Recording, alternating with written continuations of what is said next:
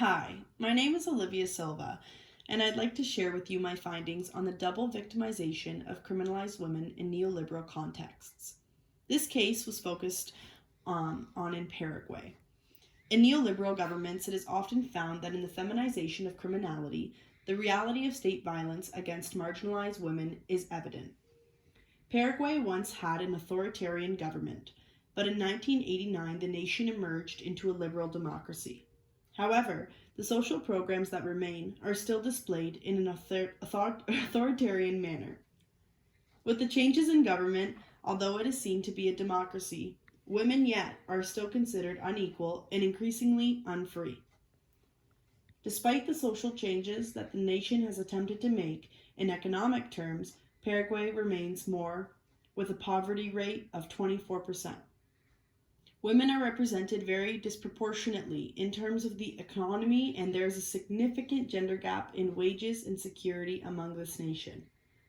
Poverty and inequality are also evident in Paraguay in terms of education, with high rates of illiteracy among women and many girls leaving school at a young age.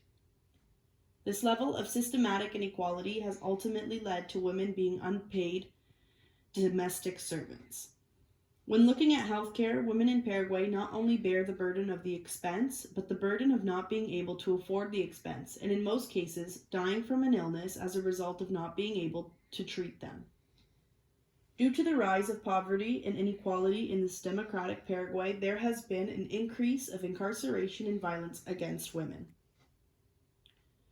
Previous research states that existing paradigms of the impoverishment and criminalization and neoliberalism suggests the existence of a path of double victimization through which the state creates a set of offender victims and later goes on to punish group members for their status.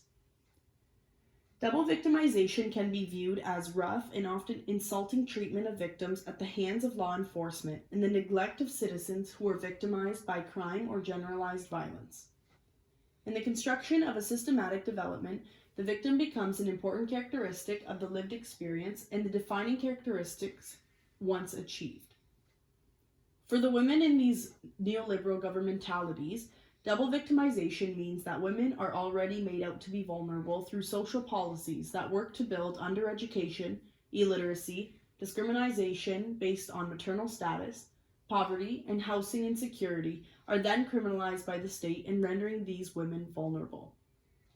This research is focused on women incarcerated in Paraguay and understanding the mechanisms through which women find themselves pursued, arrested, and sentenced.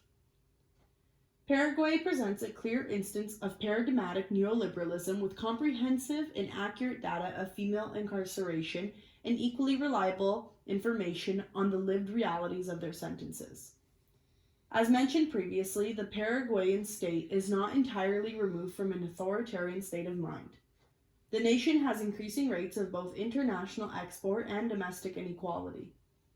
There has not been mended relationship between the state and the citizens despite the social changes made to further development.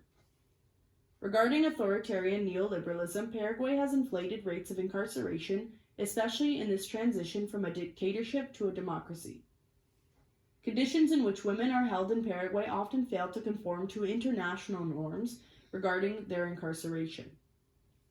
There are many policies and regulations in place in prisons in Paraguay with the intent of protecting women in these facilities.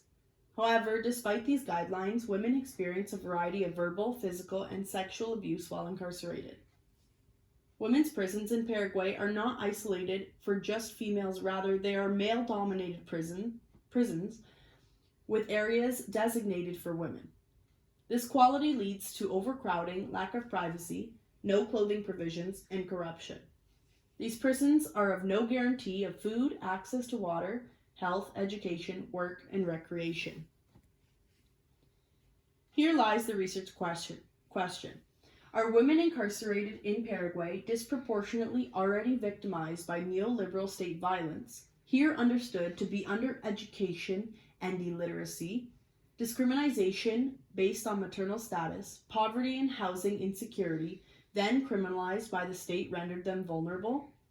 The result of this research will work to investigate whether it is the most vulnerable and marginalized women who are victims of the state in neoliberal Paraguay. This research contains a mixed methodology approach to the research question, as it integrates both quantitative data and qualitative data. A large survey was taken, which represents 96.5% of the full population of incarcerated women in Paraguay. Findings were also concluded from an extended interview with 11 inmates. The interviewers were most concerned with the experiences within the penitentiary. The results provide extensive information regarding the precursors and realities of state violence against criminalized women in the neoliberal state. In total, there are 18 prisons in Paraguay with a total of 12,741 inmates as of 2015. Only 2 of these prisons are women's prisons. 2 of them have areas devoted to women, and 5 prisons contain women in segregated units that are usually located in what should have been destined to the internment rooms of the penitentiary hospital. When the surveys were initially given out, there were 813 female prisoners across 9 institutions. When the surveys were explained to each of the women, 28 of them, or 3.5%, decided not to participate. Hence, this research representing 96.5% of the female incarcerated population of Paraguay, with a total of 785 women. More than half of the nation's incarcerated women were imprisoned at La Casa del Buen Pastor, which was in the capital of the country and where interviews were conducted. The interviews studied the educational backgrounds, family history, economic and occupational position, criminal history, incarceration experiences, and plans for post-incarceration of these women. In this research, we are able to find that 20% of these women were accused or convicted of crimes against persons, 19% were accused or convicted of property crimes, and under 2% were convicted of miscellaneous crimes, such as disturbing the peace. 60% were accused or convicted of drug-related crimes. And of the women surveyed, 83% report being numerated, 84% were illiterate. Female prisoners had fewer basic scholastic skills than other women in the country, who were 99% literate. Undereducation in female prisons is also rampant, with approximately 27% of respondents not having completed primary school. More than 87% of these incarcerated women had children, and just under 3% of those children were never registered. 42% of respondents report being victimized by domestic violence within the last 12 months. All women with children stated having their first child during adolescence. 14% of women were unemployed at the time of their incarceration, whereas the nation's unemployment rate lies at 5 to 9%. For many of these women, their childhood involved crime, which happened to follow them into adulthood. Women were first entered into the crime system as young girls in an attempt to help with the family's burden of poverty through means of micro-trafficking of drugs, robbery, theft, and prostitution. Over 1 in 3 of these women were hit or hurt or insulted by police during the time of their arrest. 29% report having been robbed by a state agent. Women describe being subjected to corruption, bribery, threats, mistreatment, and torture by police and prison officials at both the time of their arrest and the time spent incarcerated.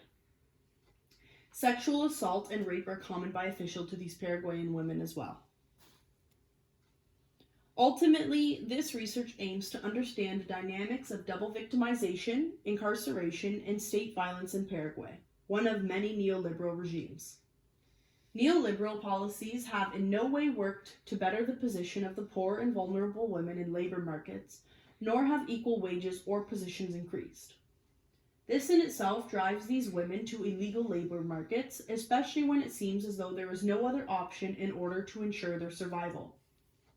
Most times, women push towards drug trade and or sex work. Because of this, poor women have become more exposed to risk, both within and outside of the state. As stated previously, imprisoned women were asked about their post-incarceration plans, and as a result, it is common for ex-Paraguayan prisoners to struggle with overcoming the stigma they are left with and take part in a formal labor market.